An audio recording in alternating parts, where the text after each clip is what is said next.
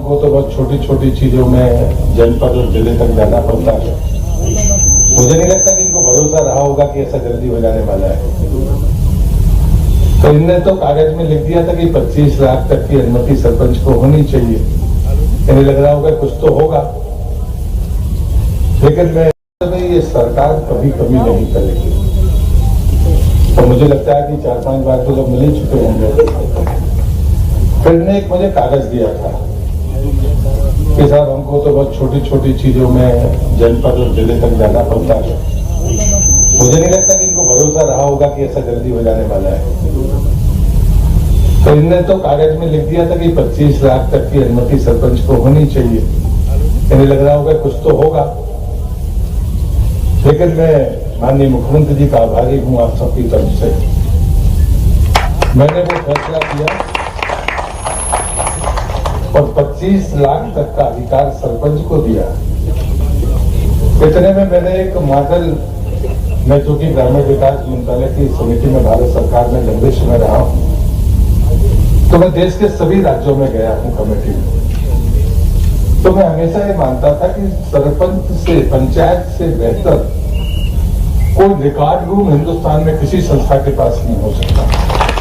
तो उसके कारण ही आप समझिए, आप एक एक व्यक्ति को जानते हैं, उसके बच्चों तक को जानते हैं, कौन कब से रह रहा है इसको जानते हैं, और जितनी चीजें हैं। लेकिन हम पलटकर ये नहीं देखते कि हमारे पुरखों का इतिहास क्या है।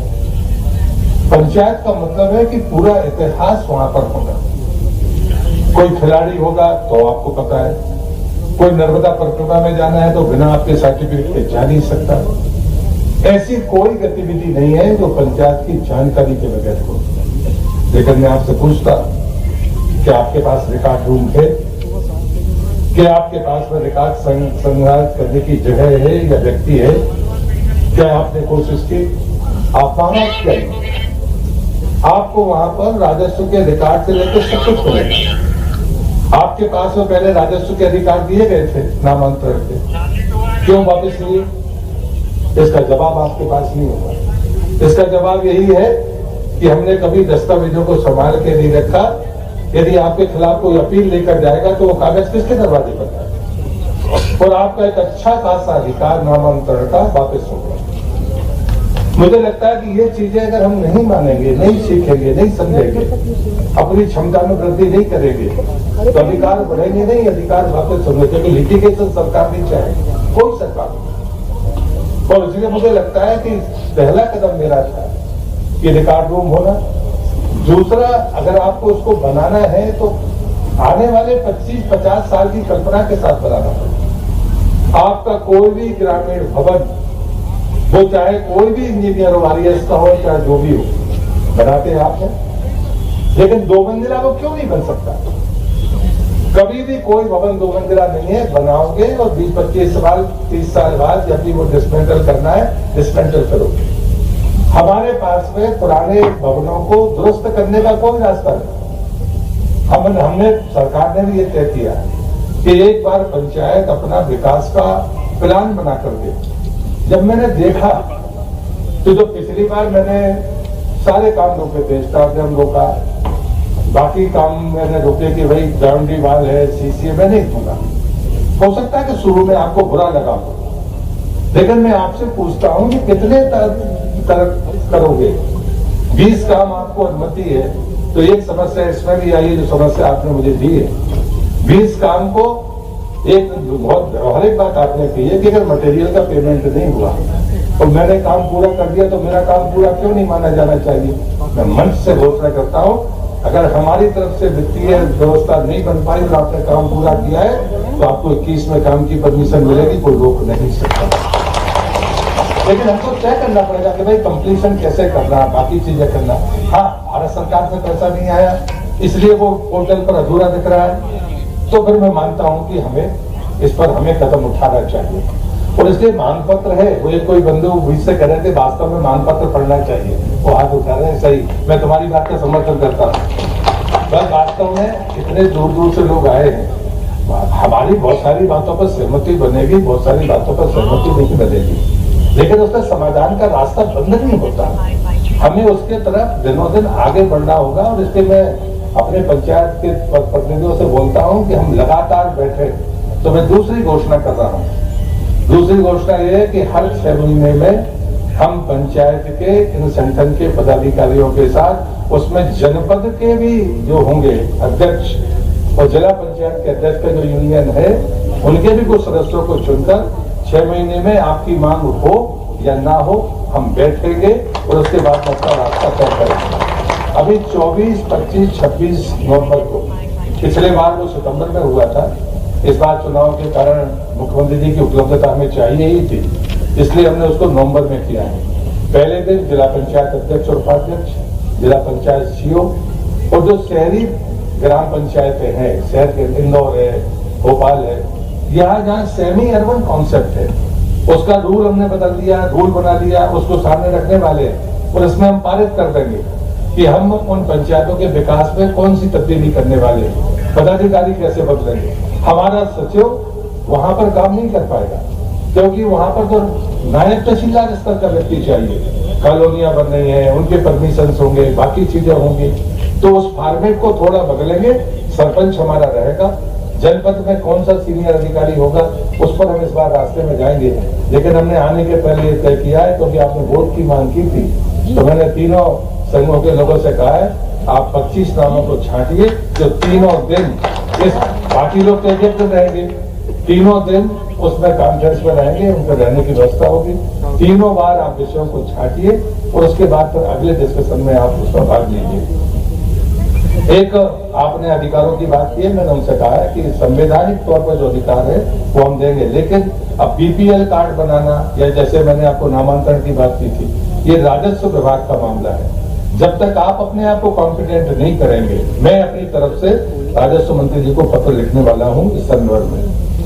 पिछले बंद नहीं थी, जो पहले सुदूर सड़क बंद हो गई, इस साल से वो सारे काम शुरू होंगे। लेकिन अब आप कहते हो कि 5 हमको दे दो, 2 कर दो, ये कोटा वक्त तय करो, लेकिन वो इस बार बजट के प्रावधान में जरूरी है, मुझे भी पता है, लेकिन 3 बार बन गई तो 4थी बार तो गिफ्टी कर दो उसको, ये भी तो करो। एक सीएम हेल्पलाइन रिकॉर्ड मत करो, ऐसे रिकॉर्ड है, किसी अपन को ठीक करना चाहिए ना, मैं आरोप थोड़ी लगा रहा हूं।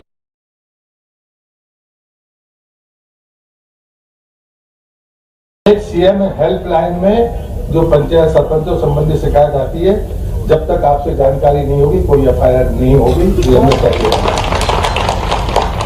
रोजगार सहायक अपने गृह पंचायत में नहीं रहे, ये आदेश हो गया है कि वो जो जहाँ के हैं वहां पर नहीं होंगे, धीरे धीरे उनको वहां से हटा देंगे। दूसरा सहायक सचिव और इनके रोजगार का एसीआर जैसी चीज तो होती है, लेकिन अभी चूंकि पंचायत के कर्मचारी हो गए उस कारण से शायद अभी कोई तकलीफ आई है, तो हमने तय किया है कि उपस्थिति का आधार सरपंच ही तय करेगा, वेतन तब मिलेगा। इस पर भी हम अपना कल हमने अधिकारियों से बात की। बालू, रेत और गिट्टी पहले भी आपको मिलती थी आपके कामों के लिए, लेकिन आपके क्षेत्र में जो माइनिंग नहीं है तो उसके बाद, लेकिन इस बात से आप भी सहमत होंगे जब ये अधिकार था तो इसका दुरुपयोग भी हुआ है। अब पंचायत ने बेचना शुरू किया, आपके काम के लिए आप उपयोग करो तो वो तो क्लास अभी भी बना हुआ है, लेकिन अगर इसमें कोई कठिनाई होगी तो उसके सरलीकरण के बारे में मैं माननीय मुख्यमंत्री जी को इसमें मैं बातचीत करने वाला हूं, ये तय हुआ है। इसमें गौपालन के लिए हमारे पास 1000 से ज्यादा गौशालाएं हैं जो बनी पड़ी हैं, जिसका संचालन कोई नहीं कर पा रहा है। इसलिए अलग से गौसेट के बारे में अभी विचार मत करिए। 100% बने हुए भवन आप चलाओ, समूह चलाए, व्यक्ति चलाए, कोई संस्था चलाए, जब ये पूरे हो जाएंगे तो हम इस बात उसके बाद अगर जरूरत पड़ेगी तो हम इस पर आगे बढ़ेंगे।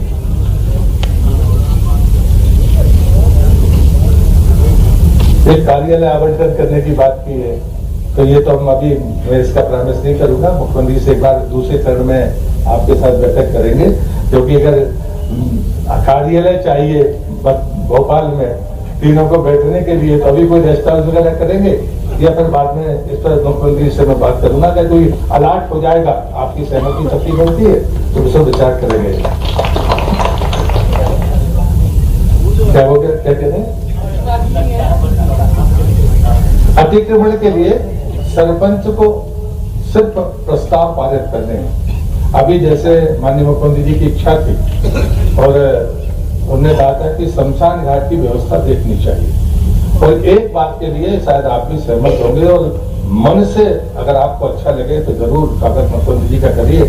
पिछले वर्ष 1900 करोड़ ही 5वें वित्त में थे, मुख्यमंत्री जी ने इस बार 6000 करोड़ दिए हैं सरकार के वित्त में, और इसलिए मैं मानता हूं कि इसके लिए जोरदार ताली बजाइए। पैसा तो आगे के पास जाता है, और इसमें हमने ये तय किया है कि शमशान घाट की पक्की सड़क, सीमेंट सड़क का इसमें मैंने प्रावधान ही सीमेंट सड़क किया है कि आप सीमेंट सड़क बनाइए, फेंसिंग करिए, अतिक्रमण है तो हटेगा।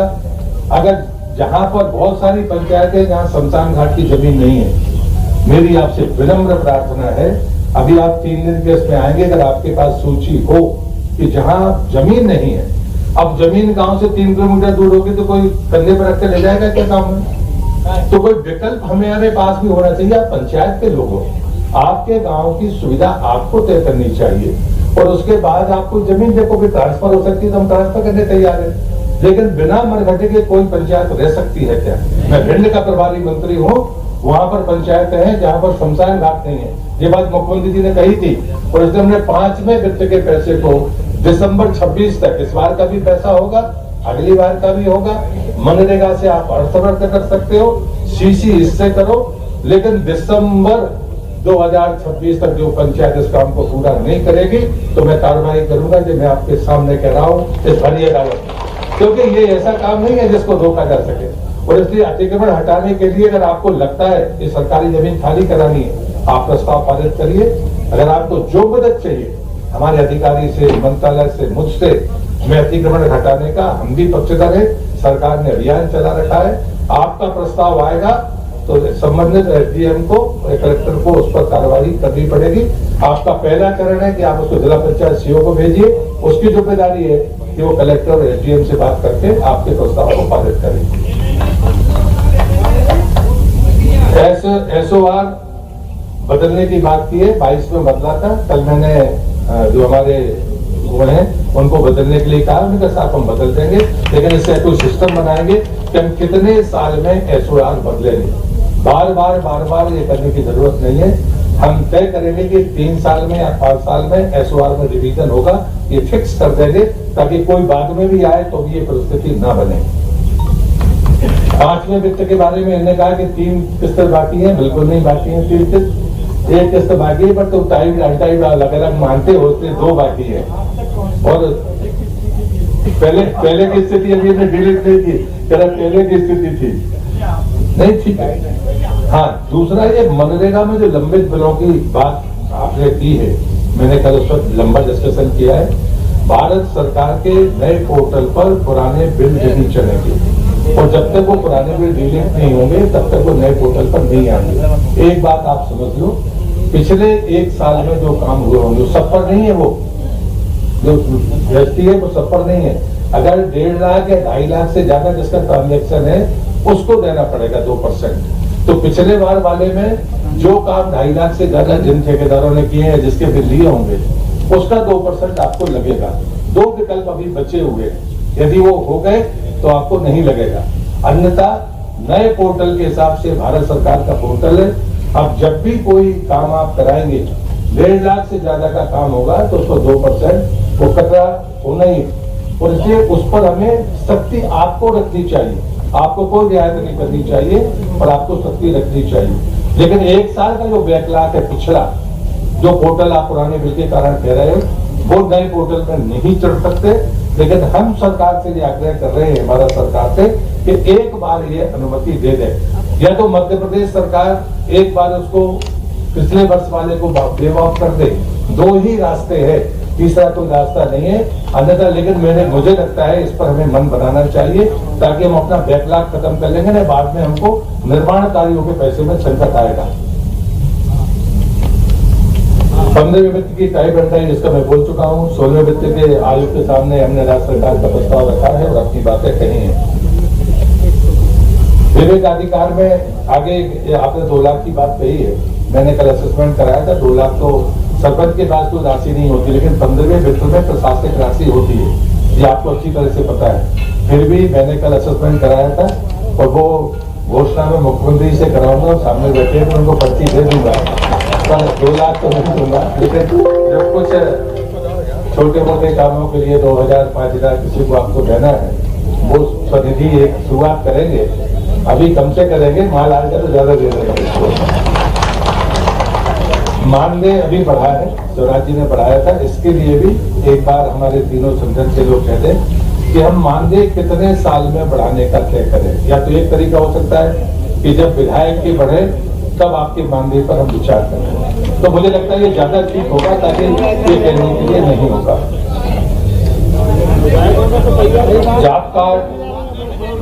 जॉब कार्ड की जहां तक बात जो आपने कही मनरेगा की, उस पर करते हैं कि मनरेगा के अलावा, लेकिन आपका जो टाइड फंड है, वो टाइड फंड में से आप क्यों नहीं रखते व्यक्ति? वो पैसा जिसको आप खर्च नहीं कर पा रहे, साफ सफाई के लिए तो उसमें से आप व्यक्ति रख सकते हो। आप क्यों मनरेगा के चक्कर में? मुझे समझ में नहीं आ रहा है। मुझे लगता है कि टाइड फंड का पैसा स्वच्छता में आप उपयोग कर सकते हो। किसी भी प्रकार की नल जल योजना, ग्रे वाटर मैनेजमेंट, इसमें आप प्लान नहीं कर रहे, इसलिए उस पैसे को खर्च नहीं कर पा रहे। पेयजल और स्वच्छता के लिए पैसा है, आप मनरेगा के कर्मचारी की बजाय अपने आप स्वयं कर्मचारी रखिए और टाइम फंड से पेमेंट देकर उसका रास्ता निकालिए।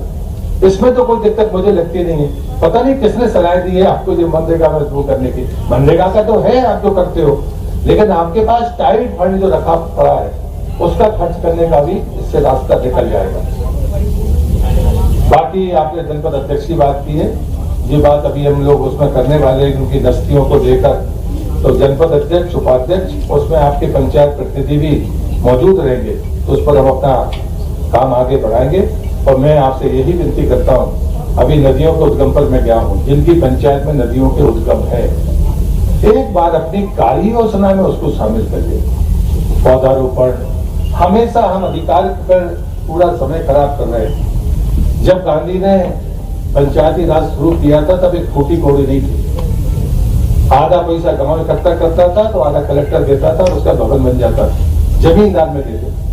पंचायती राज अधिनियम पारित होने के बाद हमको वित्तीय प्रबंधन मिला है, और मैं मानता हूं कि 2000 करोड़ से सीधे 6000 करोड़ जब 5वें वित्त में मुख्यमंत्री जी ने किया, तो मैं खुद बोल सकता कि ये 6000 करोड़ दिए, जबकि मैंने सामान्य कहा था कि चीजों को एक बार लाइन अप करना चाहिए।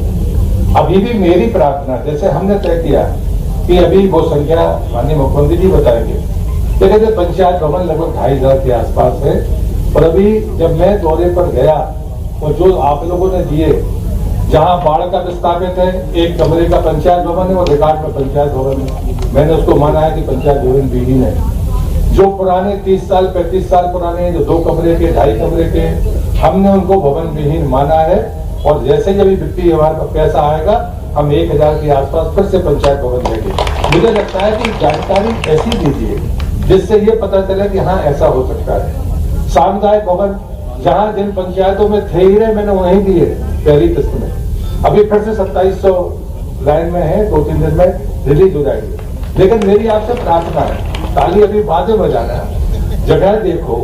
एक बार पंचायत आप सामुदायिक भवन बनाते हो, उसमें 3 कमरे, उसमें शादी भी हो सकती है, धार्मिक कार्यक्रम हो सकते हैं, खेल हो सकते हैं। आप मेरे गोटेगांव में जाओ, नगर पालिका है, एक सेट के भीतर हम राष्ट्रीय स्तर का खेल कराते हैं। माननीय मुख्यमंत्री जी का कार्यक्रम हमने उस सेट के भीतर किया है, मुख्यमंत्री जी सामने बैठे हुए हैं। एक बार दिल से ये कर लो कि भाई मेरा जो सामुदायिक भवन होगा, मेरे गांव का कोई भी विवाह कार्यक्रम, धार्मिक कार्यक्रम और खेल, इसके लिए मुझे कहीं और नहीं जाना पड़ेगा। इसकी जमीन चाहिए, पार्किंग होनी चाहिए आपकी। दूसरा, हमने स्वच्छता परिषद दिया, मैं उसके डिजाइन बदल रहा हूँ। दीवारें खड़ी मत करो, आप पब्लिक टॉयलेट बना दो, 10 12, 2 को खोलो, बाकी को ताला लगा के रखो। जब कोई शादी विवाह आया तो खोल दो, उससे पैसा लो सफाई का। मुझे लगता है कि ये काम तो आपको ही करने पड़ेगा, कोई दूसरा नहीं कर सकता। दूसरा, मैंने नियम बना दिया, 5000 से ज्यादा की आबादी की पंचायत होगी तो बिना मांगे 2 समुदाय केंद्र देंगे, आप दोनों एंड पर बनाइए। तो मुझे लगता है ये काम तो आपको करना है, आपको तय करना है। और इसलिए मुझे लगता है कि अगर हम मिलजुल कर सीधे तय करेंगे, हाँ कुछ पंचायतों में विषम स्थिति होगी जहां पर उसका अलग से विचार करना होगा, उसका हम अलग से विचार करेंगे।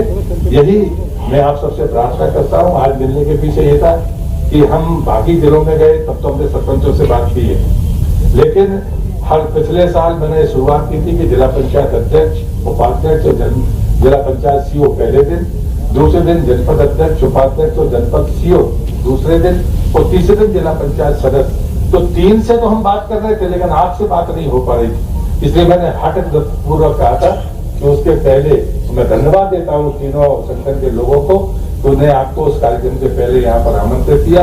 और मैं आज दिल से मुख्यमंत्री जी का आभारी हूँ। उनको वास्तव में आज केवड़िया जाना था, राज्य का कार्यक्रम है गुजरात में, केवड़िया में सरदार साहब को श्रद्धांजलि देने का। मैंने कल प्रार्थना की कैबिनेट में, इतनी दूर से लोग आए हैं और ये ऐसी इकाई है जो सबसे ताकतवर इकाई है, और इसलिए कम से कम उनके बीच में आपका आना, संवाद होना ये जरूरी है। बचे हुए जिलों में भी मैं आऊंगा, भी आगर, शाजापुर, मालवा के 3 जिले और बचे हैं, उनमें मैं जरूर आऊंगा। और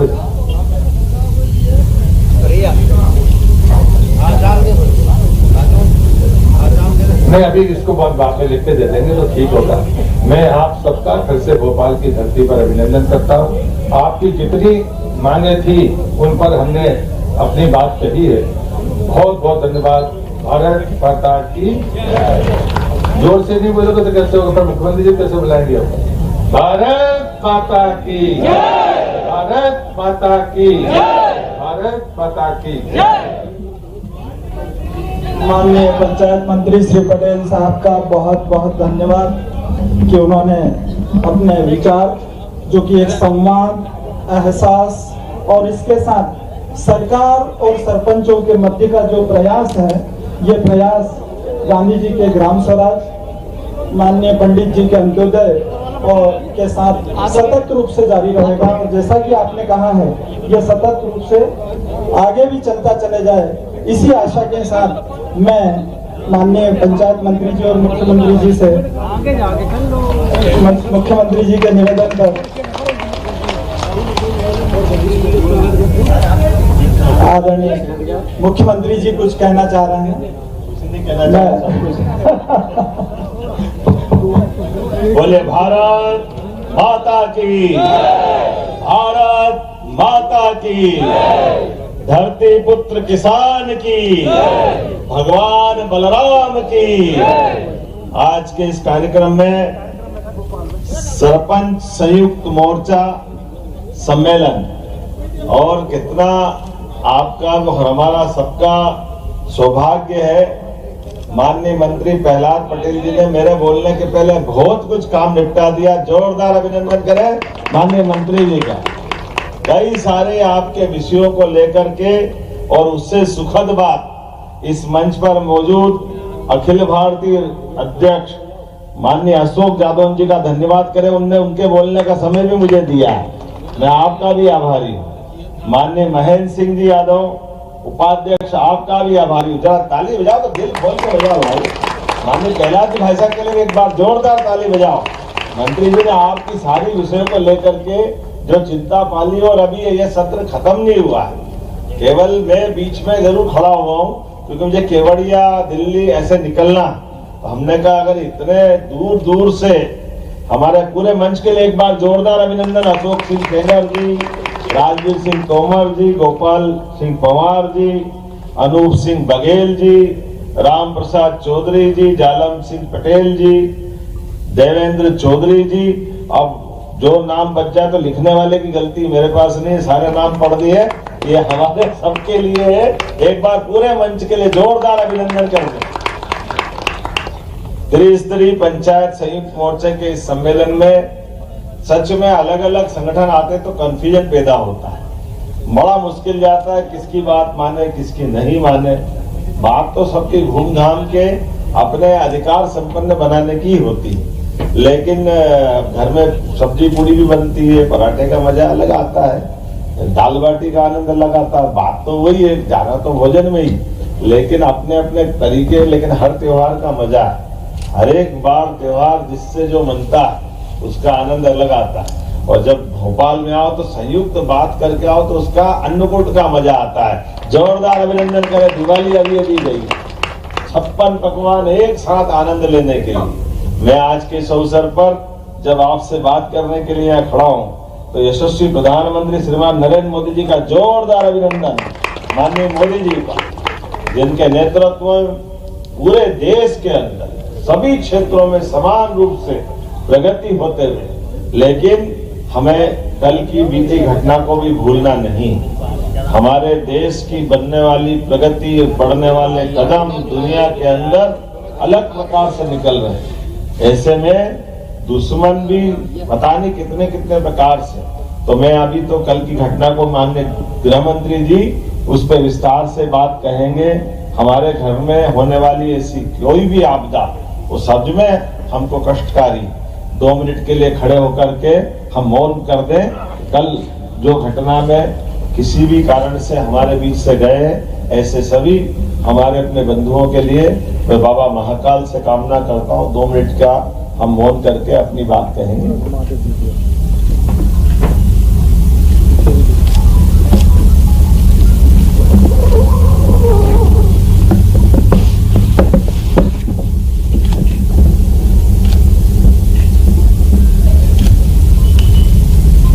ओम शांति।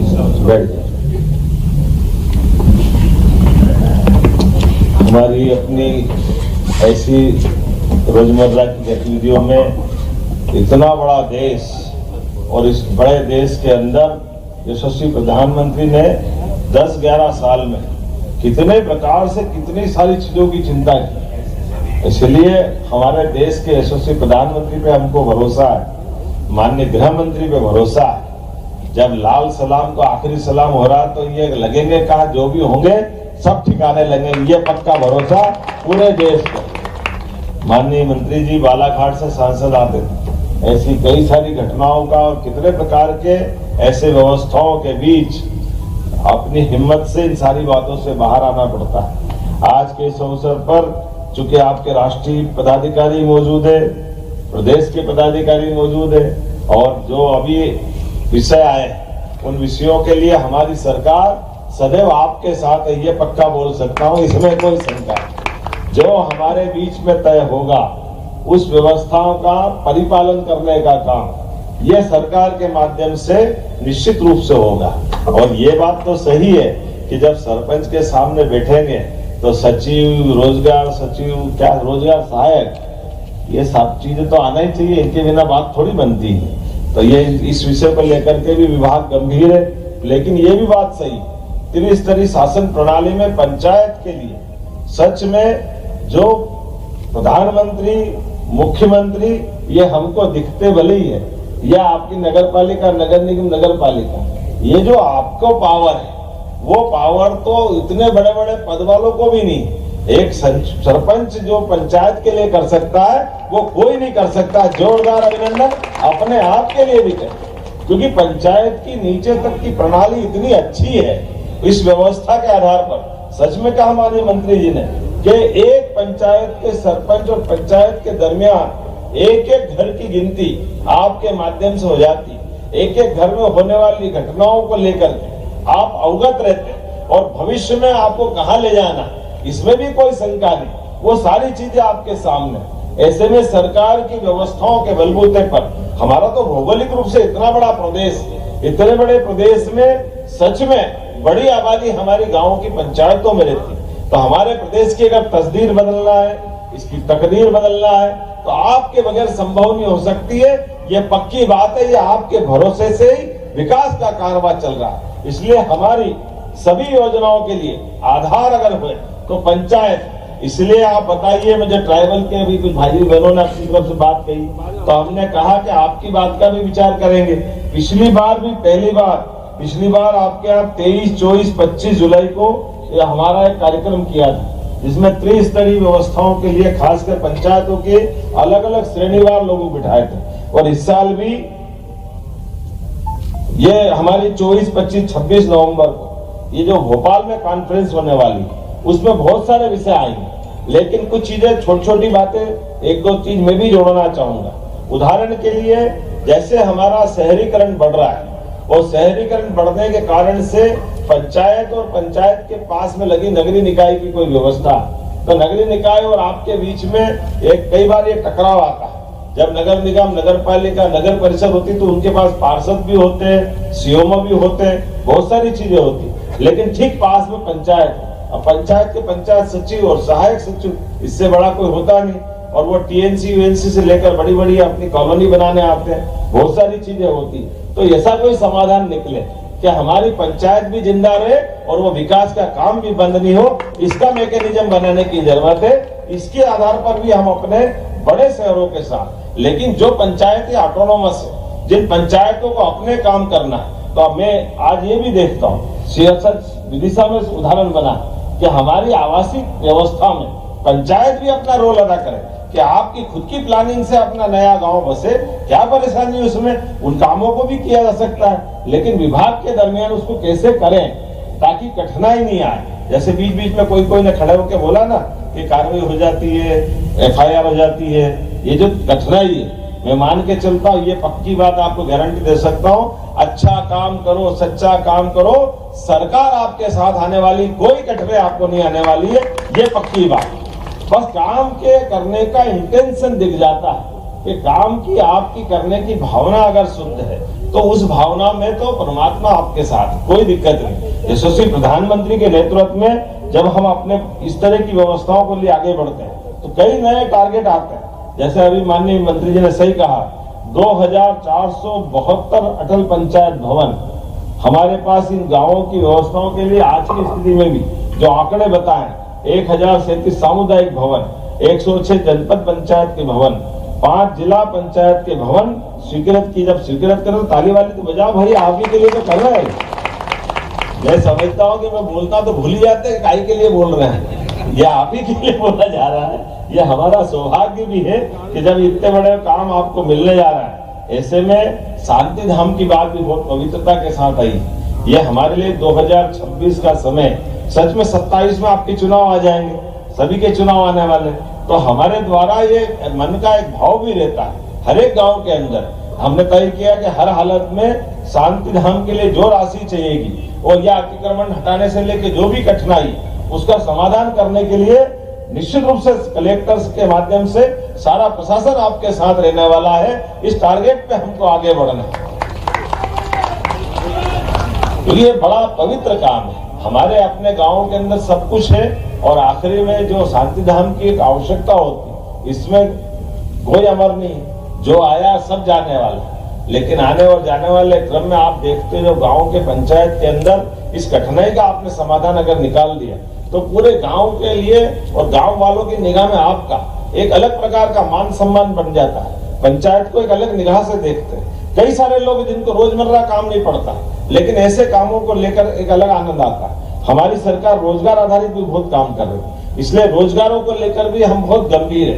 पंचायतों के माध्यम से भी भविष्य में हमारे कुटीर उद्योग, लघु उद्योग, रोजगार आधारित उद्योग, सभी प्रकार के कामों को लेकर के लंबी प्लानिंग से हम काम कर रहे हैं। और आने वाले समय में तो ये कृषि वर्ष हम घोषित करने वाले हैं 2026 का कृषि आधारित वर्ष। ये इस वर्ष का रोजगार और उद्योग वर्ष था, अगला साल कृषि आधारित उद्योग का। तो आपकी पंचायतों के अंदर भी कृषि आधारित उद्योग कैसे लगे, उनमें लोगों को रोजगार कैसे मिले। और ये कई बार, वैसे तो अधिकांश जगह हमने चिन्हित की है, लेकिन फिर भी कई बार हमारी फसलों को लेकर के, खासकर सब्जी और इस टाइप की फसल जो नुकसान में जाती है, वो सारे उद्योग लगाने के लिए सरकार के माध्यम से, आपके माध्यम से हम वो उद्योग भी लगाने वाले हैं कि टमाटर ज्यादा हो गया तो टमाटर फेंकने की जरूरत क्यों पड़ना चाहिए, टमाटर का पाउडर बन जाएगा। प्याज, लहसुन, आलू, ऐसे कई प्रकार के अलग अलग फसलें हैं। तो सभी क्षेत्रों में जितना अच्छा हो सकता है सरकार के माध्यम से प्रत्येक क्षेत्र में आगे बढ़ रहे हैं। इसी प्रकार से स्कूल कॉलेज में नहीं, आप तो अंदाज लगा लो, हमारी सरकार बनने के बाद हमने मेडिकल कॉलेज भी बहुत तेज गति से खोले और एग्रीकल्चर कॉलेज भी बहुत तेज गति से खोले। विकास के लिए शिक्षा और चिकित्सा, इस दोनों तरह से, और शिक्षा भी कौन सी, हार्टिकल्चर, एग्रीकल्चर, फ्लोरिकल्चर, इसके माध्यम से रोजगार की बड़ी संभावना। अब हमारे अपने विकास के इस क्रम में लंबे समय तक चलने के लिए जब आज आपसे बात कर रहे हैं तो आखिरी बात तो नहीं है, लेकिन त्योहार तो खूब आनंद से मनना चाहिए कि नहीं मनना चाहिए। तो जहां जहां हमने, ये भी आप भी जरा माननीय मंत्री जी के माध्यम से मंगा लेना, हमारे भगवान राम के भगवान कृष्ण के या धार्मिक महत्व के ऐसे कौन कौन से स्थान हैं जो चिन्हित होने से बचे, उनको भी तीर्थ हमारी सरकार बनाने जा रही है। जोरदार अभिनंदन करें। वो स्थान भी आप बताना। ऐसे प्रत्येक स्थान को हमने अपने राज्य की भौगोलिक सीमाओं के अंदर, भगवान राम अगर अयोध्या से चित्रकूट आए और चित्रकूट से बाद में आगे बढ़े तो किन किन मार्ग से आए और गए होंगे, प्रत्येक स्थान देवस्थान की तरह, वो तीर्थ की तरह विकसित होना चाहिए। ऐसे ही मथुरा वाले, अलीगढ़ वाले बैठे राष्ट्रीय अध्यक्ष जी, जोरदार ताली बजाओ। हमने इनके गोपाल कृष्ण कन्हैया के लिए भी योजना बनाई। हमने प्लान बनाया है कि मथुरा से भगवान कृष्ण कंस को मारने के बाद शिक्षा ग्रहण करने आए तो मथुरा से आने का रास्ता कौन सा, और यहाँ से द्वारका जाने का, नरकासुर को मारने के असम जाने का, हर बार मध्य में मध्य प्रदेश है तो उत्तर दक्षिण पूर्व पश्चिम कई बार भगवान कृष्ण मध्य प्रदेश से गुजरे होंगे। तो जिस जिस मार्ग से गुजरे और वहां की कोई लीलाएं जुड़ी है, प्रत्येक स्थान को तीर्थ बनाने का काम हमारी सरकार के माध्यम से होगा। मैं आप सबको बधाई देना चाहूँ। इतने ही नहीं, पंचायतों के माध्यम से ग्रामीण स्तर पे भी गौशालाओं का, गोपालों का दूध उत्पादन का एक बड़ा अभियान जब हम चलाने वाले हैं, तो दूध उत्पादन अभी जो 9% है उसको 20% तक ले जाने वाले। इसलिए अलग से जितने प्रकार से हो सकते सारे सब विकास के मामले में पंचायत केवल हमारे अपने उन कामों को तो करे ही जो उसके पास है, लेकिन वो शिक्षा में, चिकित्सा में, उद्योग में, रोजगार में, सभी प्रकार के विकासों में उनकी भूमिका हो। ऐसे कई काम करने के लिए आपको मैं जोड़ रहा हूं, लेकिन 25 लाख तक के काम तो आपको जो मिले, पहले इसका अभिनंदन कर दे। नगर निगम के बाद नगर निगम ने भी मेरे को लगता नहीं कि इतना पावर दिया, लेकिन ये हमारा विभाग का एकदम जेट गति से चलने वाला निर्णय। जोरदार अभिनंदन करें। बड़ा आश्चर्य लगता सुन के लोगों को, लेकिन हमने कहा कोई बात नहीं, हमारे लोगों को ये पैसा, क्योंकि नगर निगम, नगर पालिका जिनको पावर, बहन जी बैठो तो सही, हमको मालूम है क्या है।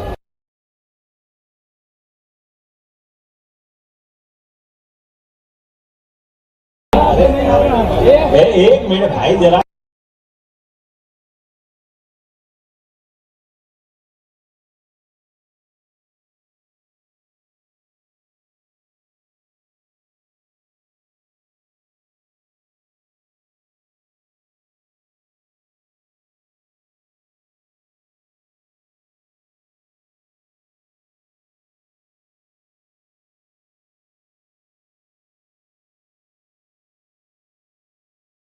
बजा के बताओ अगर मैं आपके हित की बात कर रहा हूं। देखो, निर्णय तो जब कभी भी सरकारी स्तर पे होगा तो निर्णय के क्रियान्वयन में कोई कठिनाई आएगी, उस कठिनाई को हल करने का काम तो सरकार का, सरकार के माध्यम से तो बातें आना चाहिए।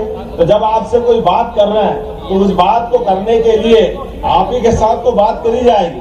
लेकिन मुझे इस बात की प्रसन्नता है, सच में मेरे पास आने का समय नहीं था, लेकिन आपके दर्शन करने का और आपके बीच आने की इच्छा अगाध थी। माननीय मंत्री जी को धन्यवाद। हमने कहा भाई इतने दूर दूर से हमारे सरपंच भाई बहन आ रहे हैं और उनने अपने पंचायत के अंदर अलग अलग प्रकार से भूमिका अदा करी, तो मुखिया होने के नाते से अगर वो भोपाल में हमारे घर आ रहे हैं तो हमको दर्शन करना चाहिए कि नहीं करना चाहिए, आपके बीच आना चाहिए कि नहीं आना चाहिए। इसलिए आज मैं आपके बीच आया हूं और आने के बाद मैं आपसे यहाँ से अपने माननीय मंत्री जी और आपके पूरे संगठन के सारे पदाधिकारी को छोड़ के जा रहा हूं। और ये आखिरी नहीं, अभी वापस जो नवंबर में 24, 25, 26 को 3 दिन की कॉन्फ्रेंस होने वाली, ऐसे कौन कौन से विषय जिसमें आपको कठिनाई आ रही उसको लिपिबद्ध बना लेना और वो सारी चीजें यहाँ पहुंचेगी। मैं अपने बीच में से आज जो माननीय मंत्री जी ने कहा है, मेरे को थोड़ा आपने कहा है तो मैं बोल जरूर देता हूं, लेकिन ये अधिकार तो आप ही का है। आपने कहा कि मैं 50,000 का आज यहां से घोषणा करता हूं, तुरंत कभी कुछ न कुछ तो हाथ में देना ही चाहिए। जोरदार अभिनंदन। 50,000 रुपया आज की इस कार्यक्रम के बाद से आपके खाते में पहुंचेगा, जो पंचायतों के अंदर आप लगाएंगे और भविष्य में और मिलता जाएगा। बहुत बहुत धन्यवाद। बहुत बहुत धन्यवाद। भारत माता की जय। माननीय मुख्यमंत्री जी का बहुत बहुत धन्यवाद कि उन्होंने